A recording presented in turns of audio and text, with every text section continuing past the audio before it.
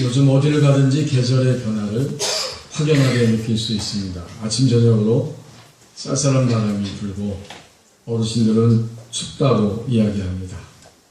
우리가 살고 있는 이 법원리 지역은 사거리에서 조금만 벗어나면 산이 나오고 산으로 가면 나무들이 형형색색의 옷을 갈아입고 아름다운 자태를 뽐내고 있습니다. 그리고는 사람들을 나를 좀 봐달라고 부르고 있습니다. 풍성하고 아름다운 계절입니다. 지난 화요일날 우리 교회가 속해 있는 노예가 분당 소망교회에서 있어서 장로님 3분하고 노예에 참여했습니다. 점심 식사를 하고 그 예배당 로비에 차를 마시는 공간이 있어서 함께 차를 마시는데 그 앞이 다 숲입니다. 보통 교회는 아파트가 밀집되어 있는 곳에 있으려는 경향이 있는데 이 교회는 이전을 했는데 단독 주택지를 쭉 벗어나면서 평평한 산 쪽으로 이전을 했어요. 앉아서 차를 마시는데 지금 교회에 와 있다 하는 것조차도 잊어버릴 만큼 편안한 그런 분위기였습니다. 앞에는 창으로 되어 있어서 창을 열면 바로 그 가을 정취를 느낄 수 있는 이런 아름다운 공간이었습니다. 근데 가만히 보니까 어디서 많이 본 듯한 풍경이에요. 어디서 봤을까? 우리 법원리에서 본 풍경과 똑같습니다. 초리골, 또 다이아랜드 지나면서 그 좌우에 여러분들이 사시는 그 동산 곳곳에 보면 얼마나 단풍들이 예쁘게 옷을 갈아입었습니까? 거기서 본 것과 우리 법원에서 본 거하고 똑같습니다. 가을은 떨어지는 낙엽을 보면서 단풍을 바라보면서 삶의 의미를 생각하게 만듭니다. 또 나무에 주렁주렁 맺혀 있는 열매들을 보면서 오늘 나는 어떤 열매를 맺고 있는가 자신을 돌아보게 만드는 계절입니다. 오늘 하나님 우리에게 주신 말씀은 다윗이 맺은 열매가 무엇인지를 우리에게 잘 보여주고 있습니다. 23장 단 한 절의 말씀, 1절 말씀을 주셨는데 상반절에 보니까 다윗이 나이가 많아 늙었다라고 말합니다. 나이가 정말 많아서 늙은 거예요. 성경에 보면 다윗의 기록이 종종 연령대별로 기록되어 있죠. 그는 16세에 하나님의 사람 사무엘 선지자에 의해서 기름 부음을 받고 너는 장차 왕이 될 것이다. 그리고는 치열하게 사울과의 만남 속에서 쫓기게 되었고 이제 30세에 비로소 남쪽 유다를 다스리는 왕이 되어서 7년 동안을 통치하다가 나머지 북쪽 이스라엘마저 전부 다 다스릴 수 있는 그런 남북한 전체를 다스리는 통일 왕국의 왕이 됩니다. 성경에 보면 다윗이 30세의 왕이 되어서 40년간 남쪽 그리고 북쪽 유다 그 이스라엘을 함께 통치했다고 기록해 줍니다. 그렇다면 오늘 본문의 1절에 다윗이 나이가 많았는데 몇 살이라고 정확하게 나와 있지 않지만 우리는 다윗의 나이가 70살 되었다는 사실을 알 수 있습니다. 과거의 옛날의 왕은 통치할 때까지 통치하다가 자리에서 내려오지 않습니까? 다윗이 나이 많아서 늙었다. 이제 더 이상 통치할 수 없는 시점이 왔기 때문에 그의 아들 솔로몬에게 왕위를 물려주었다. 이때가 바로 70세라는 것을 짐작할 수 있습니다. 요즘은 여러분 70세 완전한 노인이라고 말씀드리기 어렵죠? 네, 저희 교회도 어르신들 70 넘은 분들이 많이 계십니다. 아직까지는 그래도 건강하십니다. 법원리 교회를 섬기시다가 캐나다로 가신 유영성 목사님이 작년에 나오셨는데 제가 일산에 가서 만나 뵙고 함께 식사를 했어요. 그분이 이렇게 말씀하셨습니다. 이 목사님, 지금은 100세 시대인데 내가 아직 노인이 아니라고요.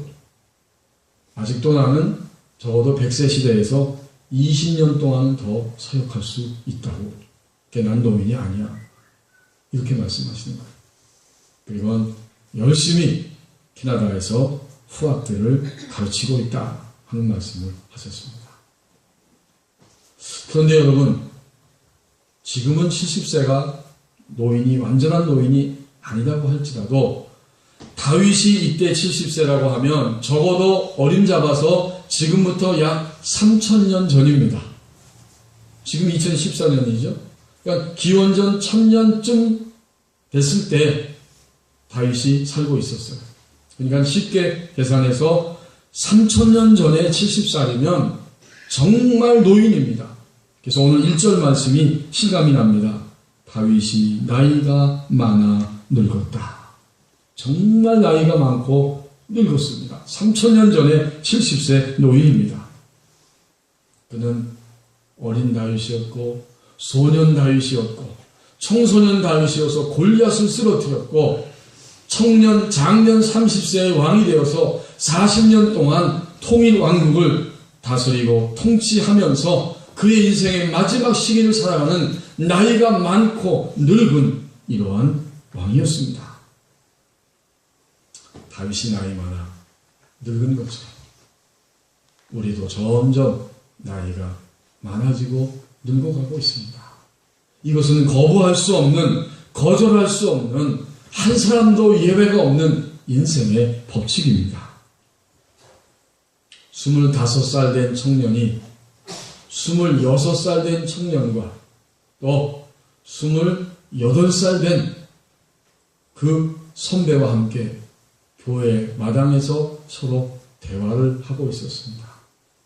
그때 25살 된 청년이 형, 이제 내가 벌써 꺾어진 50이야.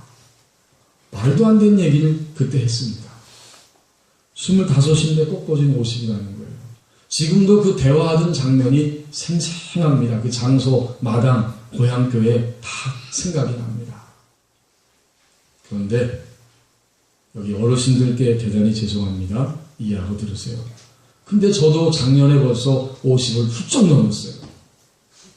꺾어진 50이라고 하는 얘기를 한 지가 엊그제 같은데 벌써 작년에 50이 훌쩍 넘었습니다. 얼마나 시간이 빠르게 지나갑니까? 우리나라가 세계에서 가장 잘하는 스포츠가 한 가지 있는데 양궁입니다. 그렇죠? 남녀 모두가 다 양궁에 관한 세계 최강이에요. TV에서 여러분 보셨잖아요. 화살을 딱 겨누고 쏘는 순간 어느새 이미 관역에 가서 땅 하고 명중합니다. 얼마나 신속한지 몰라요. 쏘는 순간 이미 바로 관역을 비치고 있습니다. 금방 화살이 날아간 거예요. 양궁 경기를 볼 때마다 우리는 시편 90편의 하나님의 사람 모세의 기도가 생각이 납니다. 시편 90편 10절에서 모세가 이렇게 하나님께 고백하며 노래하고 있습니다. 우리의 연수가 70이요 강건하면 80이라도 그렇지요. 그 당시 70, 80은 오늘날로 하면 아마 100세 가까이 될 거예요. 모세는 다윗보다 훨씬 이전의 사람이니까.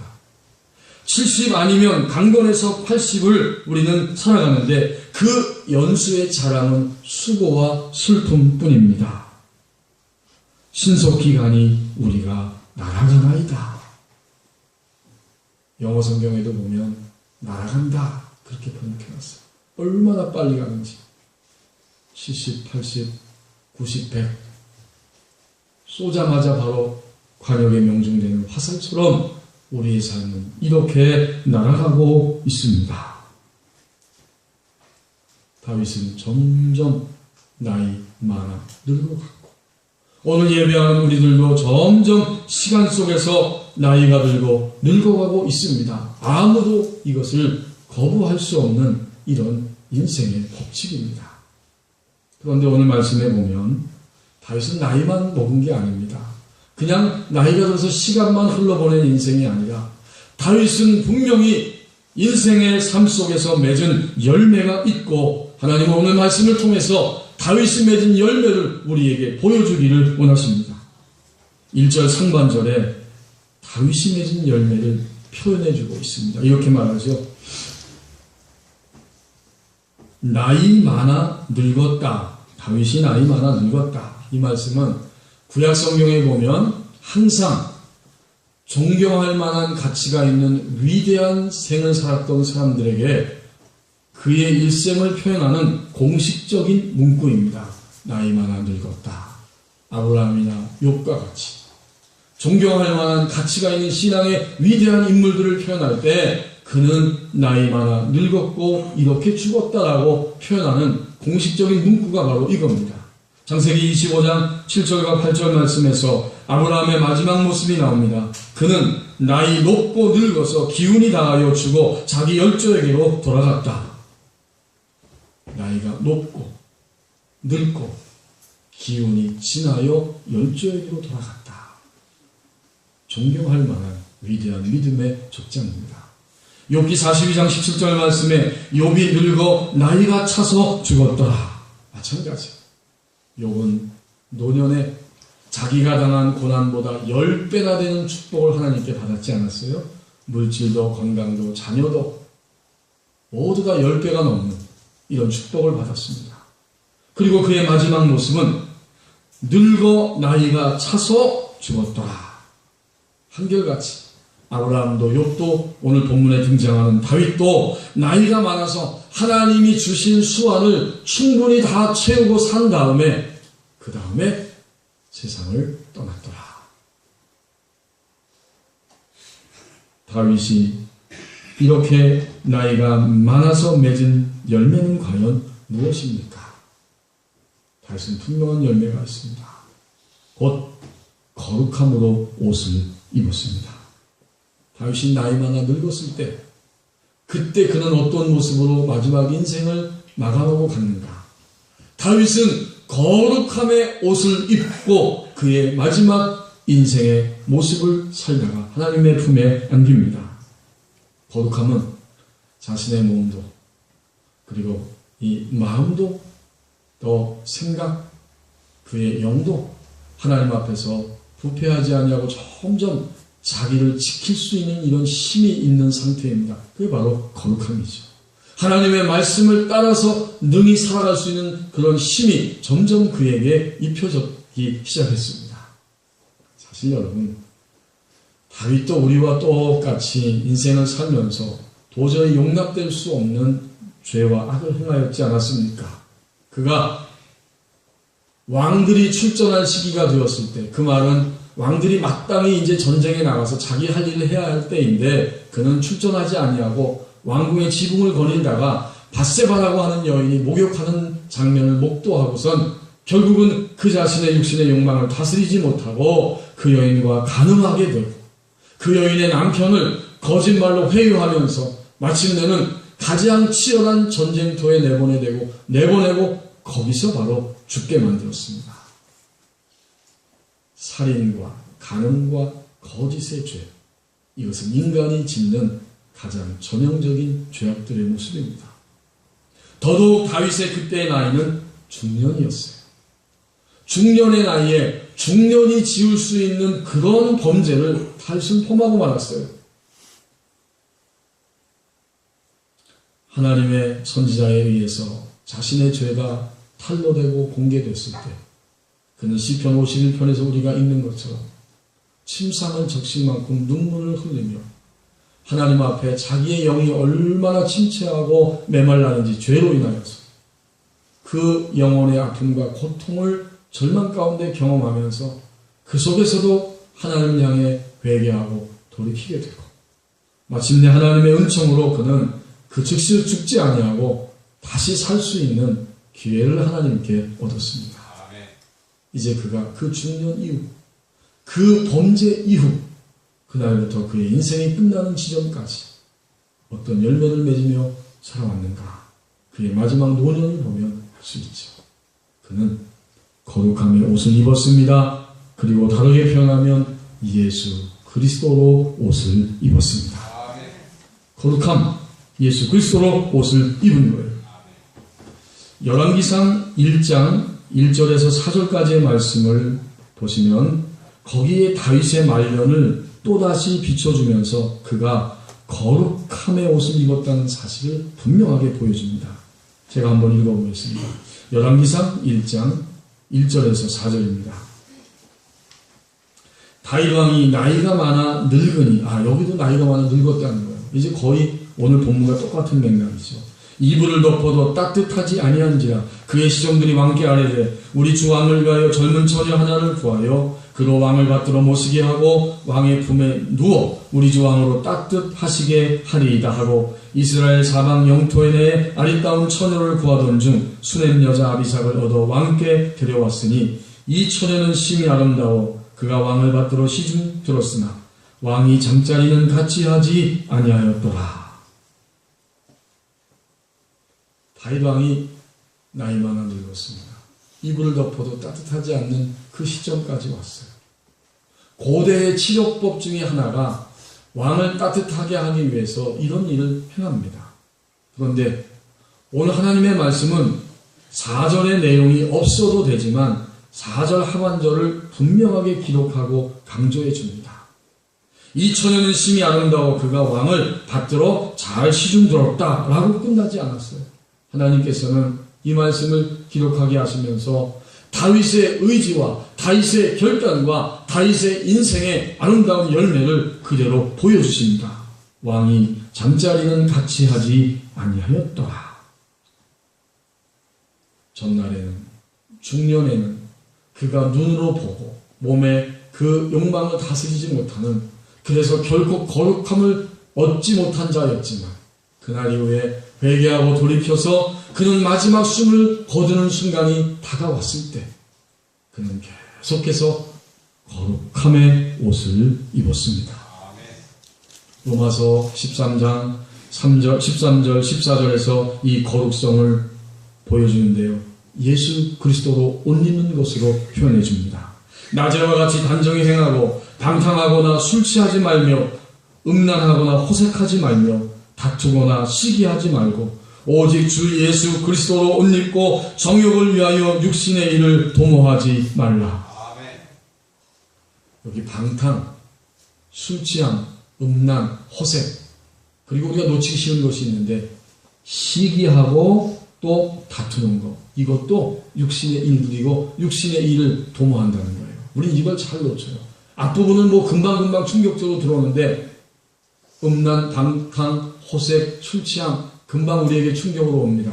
그리스도인들. 그러나 다투고 시기하는 것도 그거와 똑같은 수준의 육신의 일을 도모하는 일들이라는 거예요. 이런 모든 것들에서 벗어져 나와서 오직 예수 그리스도로 옷을 입으라. 아멘. 우리 그리스도인들이 입는 옷은 이겁니다. 여러분 지금 다 옷을 입고 계시죠? 저는 가운까지 입었습니다. 다음 주부터는 이제 이 가운을 하복에서 바꿔야 됩니다. 다 옷을 입고 있어요. 우리 그리스도인들이 입고 있는 믿음의 옷, 신앙의 옷, 성품의 옷, 그 영의 옷, 입술의 옷, 행동의 옷은 무엇인가 봤더니 오직 예수 그리스도의 옷입니다. 아멘. 그분이 말하는 걸 보니까 예수님을 느낄 수 있어요. 그분이 행동하는 것과 얼굴 표정만 보아도 예수님을 느낄 수 있습니다. 말과 행동, 모든 것들, 표정까지도 예수님이 그 안에 계시기 때문에 그분을 통하여 흘러나옵니다. 이것이 바로 예수 그리스도로 옷을 입는 자의 열매요. 다윗은 인생의 마지막 시기에 바로 이 거룩함으로 옷을 입었습니다. 이제 본문 말씀 23장 1절 하반절을 보십시오. 그가 인생의 마지막 한 일이 나옵니다. 아들 솔로몬을 이스라엘 왕으로 삼았습니다. 여러분 이거 당연하죠? 뭐 이게 당연한 거죠. 왕이 자기 후계자, 자기 아들을 세운 겁니다. 그런데 성경에 보면 다윗의 여러 아들들 가운데 다윗이 늙어서 꼼짝 못하고 누워있으니까 아도니아라고 하는 아들이 벌떡 일어나서 사람들을 막 모은 다음에 내가 왕이다 라고 그냥 선포해버렸습니다. 아주 위험한 순간이에요. 그러자 다윗은 그 소식을 전해 듣고 밧세바와 또 선지자들을 함께 모여서 그 소식을 전해 듣고서는 전날에 하나님께서 내게 말씀하셨고 나는 내게 약속하신 대로 솔로몬을 왕으로 세우노라. 이렇게 해서 결국은 위험한 순간에서 벗어나고 나라를 안정되게 하고 그 순간에도 하나님의 인도를 따라서 솔로몬을 왕으로 세웠습니다. 다윗의 열매는 바로 이것입니다. 그는 일평생 동안 하나님과 교통하는 열매를 맺었습니다. 그가 소년이었을 때에도 골리앗을 쓰러뜨렸을 때에도 사울에게 정말 죽고 싶을 만큼 쫓기면서 처절한 시간을 살아갈 때에도 하나님 왜 그러죠? 저들이 나를 해칠 겁니까? 해칠 거다. 그럼 어디로 갈까요? 어디로 가나? 황무지를 왔다 갔다 하고 광야의 그 쓰라린 시간을 헤매며 다닐 때에도 그는 하나님이 자신을 위하여 행하시는 일들을 믿었기 때문에 계속해서 하나님의 음성을 듣고 하나님의 인도함을 받고 하나님과 교통하는 삶을 살았습니다. 밧세바와 간음하고 거짓과 살인의 죄를 범하고 가장 비참한 지경에 떨어졌을 때에도 시편 51편을 읽어보면 그는 한결같이 열망합니다. 주의 성신을 거두지 마옵소서. 하나님 편에 있기를 갈망하고 하나님 손 안에 들어가기를 갈망하고 하나님과의 교통의 그 끈이 끊어지지 않기를 갈망하면서 계속해서 하나님과의 교통 속에 살아갔습니다. 여러분, 다윗이 솔로몬을 왕으로 세운 다음에 그가 숨을 거두기 직전에도 하나님과 교통했다는 사실 성경은 우리에게 증거합니다. 솔로몬에게 마지막 유언으로 하는 말씀이 있어요. 아까 읽은 열왕기상, 이번에는 2장입니다. 2장 1절에서 4절에 보면 다윗이 마지막 모습을 이렇게 또다시 다른 측면에서 조명해 줍니다. 열왕기상 2장 1절에서 4절 말씀 제가 읽어봅니다. 다윗이 죽을 날이 임박하매, 그렇군요. 오늘 본문과 똑같아요. 나이 많아 늙었습니다. 그런데 오늘 열왕기상 2장 1절에 보면 다윗이 죽을 날이 바로 다가왔어요. 죽을 날이 임박하였다. 그의 아들 솔로몬에게 명령하여 이르되 내가 이제 세상 모든 사람이 가는 길로 가게 되었노니 너는 심수어 대장부가 되고 내 하나님 여호와의 명령을 지켜 그 길로 행하여 그 법률과 계명과 율례와 증거를 모세율법에 기록한 대로 지키라. 그리하면 내가 무엇을 하든지 어디로 가든지 형통할지라. 여호와께서 내 일에 대하여 말씀하시기를 만일 내 자손들이 그들의 길을 삼과 마음을 다하고 성품을 다하여 진실이 내 앞에서 행하면 이스라엘 왕이 오를 사람이 내게서 끊어지지 아니하리라 하신 말씀을 확실히 이루게 하시리라. 아멘. 다윗은 죽을 날이 임박했습니다. 고숨을 거둘 거예요. 그때에도 솔로몬에게 유언하는 것을 보십시오. 내가 무엇을 하든지 어디를 가든지 모세를 통해 주신 하나님의 율법의 말씀을 지켜야 된다. 하나님 내게 이미 말씀하셨고 나는 하나님이 내게 약속한 대로 이루실 것을 확신하노라. 그는 죽음이 다가오는 그 순간에도 하나님과 교통의 끈을 결코 놓치지 아니하였습니다. 제가 신대원 다닐 때 송암교회 원로 목사님이었던 곽선희 목사님 구원과 치유라고 하는 과목을 공부한 적이 있습니다. 그분의 강의가 워낙 명강이기 때문에 필기를 하지 않아도 다 머리에 쏙쏙 들어올 만큼 그렇게 강의를 참 잘하셨어요. 근데 이거 하나의 특징이 있어요. 교회가 그렇게 10,000명, 20,000명, 몇만 명으로 커지는데 줄기차게 신문과 방송에서 인터뷰를 요청해도 절대 자기는 인터뷰를 안 한다는 거예요. 강연하고 강의하고 설교는 할지언정 인터뷰는 안 하는 거죠. 근데 한 번은 신문에 기사가 났는데 강 목사님이 인터뷰한 것처럼 기사가 났어요. 근데 그것은 아니고 아마도 어떤 질문하고 대답하고 세미나에서 이런 것들을 정리해 놓은 글인데 그 가운데 한 사람이 질문했습니다. 목사님, 그러면 목사님은 인생이 뭐라고 생각하십니까? 아주 간단 명료하고 분명하게 대답을 하셨어요. 인생은 하나님을 붙잡는 겁니다. 인생은 하나님을 붙잡고 사는 것이 인생입니다. 다윗은 철저하게도 하나님을 붙잡았습니다. 그가 소년이었을 때 청년이었을 때, 장년, 중년, 노년이었을 때 죽음이 시시각각 자기 앞에 다가오는 순간에도 그는 진정으로 하나님만을 붙잡고 하나님과 교통하는 인생을 살아갔습니다. 다윗의 마지막 당부, 마지막 명령도 이것이었습니다. 결코 하나님과 교통하는 끈을 놓지 않아야 한다. 이것이야말로 다윗이 맺은 인생의 열매입니다.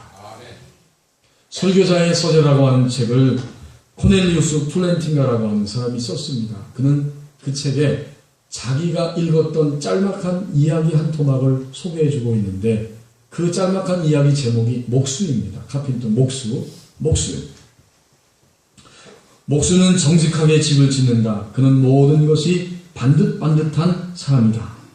그는 톱질을 할 때에도 심장 박동 리듬을 따라서 거기에 맞춰서 톱질을 하고 목공용 자와 또 몽툭한 연필을 사용할 때도 마치 도덕적 원칙을 사용하듯이 아주 정확하게 그것을 사용했다. 한 목수 이야기를 하는 겁니다. 한 번은 마을 사람들이 이 목수가 너무 정직하니까 일하는 목공소에 구경하고 싶다고 해서 왔는데 문을 열고 딱 들어갔습니다. 그리고 문을 닫았어요. 얼마나 한 가지 한 가지가 열심과 정직이 배어서 나오는지 이제 마을 사람들은 이 목수야말로 믿을 수 있는 사람이라고 생각했습니다. 그리고 어느 순간 한 사람 한 사람 거기에 구경 온 사람들이 이렇게 말했습니다. 당신은 남에게 말을 전하는 사람이 아니니 믿음이 갑니다. 그러면서 자기가 알고 있는 품고 있었던 비밀을 한 가지씩 이야기해 줍니다. 근데 그 비밀은 너무 엄청나서 만약 그 비밀이 탄로가 나면 누군가 밖으로 새어나가기만 하면 누군가에 의해서 그 당사자는 죽을 수밖에 없는 이런 끔찍한 일들입니다. 비밀들입니다. 어떻게 하다 보니까 이 목수는 그 마을 많은 사람들의 비밀을 알게 되었어요. 근데 시간이 지나면서 이 목수는 짜증이 납니다. 가만히 보니까 마을 사람들이 자기를 비밀을 보관하는 창고와 같이 생각하고 있는 거예요. 너무 화가 나서 한 번은 비밀 한 가지를 터뜨렸습니다. 그 비밀로 인해서 그 사기꾼은 아마도 사형에 처해질 수밖에 없는 바로 그러한 비밀입니다. 그리고 또 시간이 지나서 또 하나의 비밀을 터뜨리면서 사람들에게 복수를 하기 시작합니다. 계속해서 이제 사람들이 나중에 그 사실을 알게 되면서 나쁜 소문이 납니다. 이 이야기의 결론 부분에 가면 이 목수는 그래도 여전히 목공소에서 톱질을 합니다. 그리고 여전히 대패질을 하고 있습니다. 그런데 그의 톱질과 대패질을 보니까 전과 같지 않습니다. 빡빡하고 손도 삐뚤빼뚤 틀리게 됩니다. 결국 그의 마음이 정직하지 못하니까 그의 모든 행동도 그의 일도 정직하지 못한 결과를 가져오고 말았습니다. 이것이 이야기의 마지막 부분인데 이제 이 설교자의 서재라고 하는 책을 쓴 이 플랜팅가가 그 이야기를 자기가 읽었을 때 이렇게 자기는 결론을 내렸다고 합니다. 누군가에게 자기의 비밀을 털어놓는다는 것은 그 사람을 특별히 예우하는 것이라고 우리는 생각한다. 하지만 남의 비밀을 알고 있다는 사실이 그 사람 안에서 골마 터져서 독이 될 수도 있다. 내면에 어떤 피해도 입지 않고 인간의 비밀을 깊이 받아들일 수 있는 분은 오직 하나님뿐이다. 오직 하나님뿐이다. 성도 여러분, 우리의 내면의 비밀, 아무도 우리의 즐거움에 100% 참여할 수 없고 아무도 우리의 아픔에 100% 참여할 수 없는 것이 우리의 속입니다. 그런데 오늘 다윗은 그 모든 속의 내면을 하나님과 교통하며 살아갔습니다. 인생은 하나님을 붙잡는 것이 그것은 끊임없이 이 땅을 떠날 때까지 하나님과 교통하며 사는 생활입니다. 다윗은 마지막 순간에도 하나님과 교통하는 내면의 열매를 가지고 살았습니다. 만약 우리가 하나님과 이렇게 교통하며 살아간다면 우리도 이 땅을 떠나는 시점이 됐을 때, 노년이 되었을 때 더 많이 숙달되어서 나는 주님의 품에 안깁니다. 담대하게 확신을 가지고 평안하게 이 땅을 떠날 수 있을 것입니다. 이번 주 수요일 날 햇살 가득 요양원에 가서 어르신들과 예배했습니다. 그리고 함께 또 기도도 했어요. 점심을 맛있게 대접을 받았습니다. 근데 그 식사 전후에 연시, 감을 아주 맛있게 또 먹었어요. 감이 참 맛있더라고요. 그 감을 받아서 제가 먹으면서 오늘 이 열매가 사람의 손에 오기까지 햇빛과 비바람과 농부의 수고와 여러 과정을 거쳐서 아름다운 열매가 맺혀졌다는 사실을 느낄 수 있었습니다. 그렇습니다. 저와 여러분의 오늘 2014년 삶만 돌이켜봐도 오늘 10월 마지막 주 예배하는 이 시간까지 우리는 가지가지의 형편과 처지와 사정을 지나왔습니다. 이 모든 시간들을 지나오면서 오늘 여기에 있는 나의 열매는 도대체 무엇입니까? 여러분, 무엇이 여러분과 저의 열매입니까? 거룩함으로 예수 그리스도로 옷을 입었습니다. 그리고 하나님과 교통하면서 내면의 모든 비밀까지도 하나님과 교통하면서 그의 인생의 마지막 시점을 살아갔습니다. 이것이 다윗이 맺은 열매입니다. 기도하겠습니다. 하나님 아버지, 풍성한 가을에 떨어지는 낙엽을 우리가 보고 또 아름다운 단풍의 그 옷 입은 모습을 바라보면서 삶의 의미를 생각하고 또 주렁주렁 맺혀있는 열매를 볼 때에 오늘 나의 인생은 무슨 열매를 맺고 있는가 하는 사실을 물어봅니다. 이제 오늘 다윗이 하나님 앞에서 점점 거룩함의 옷을 입었고 예수 그리스도로 옷을 입었나이다. 그는 마지막 순간까지 하나님과 교통하는 열매를 맺었습니다.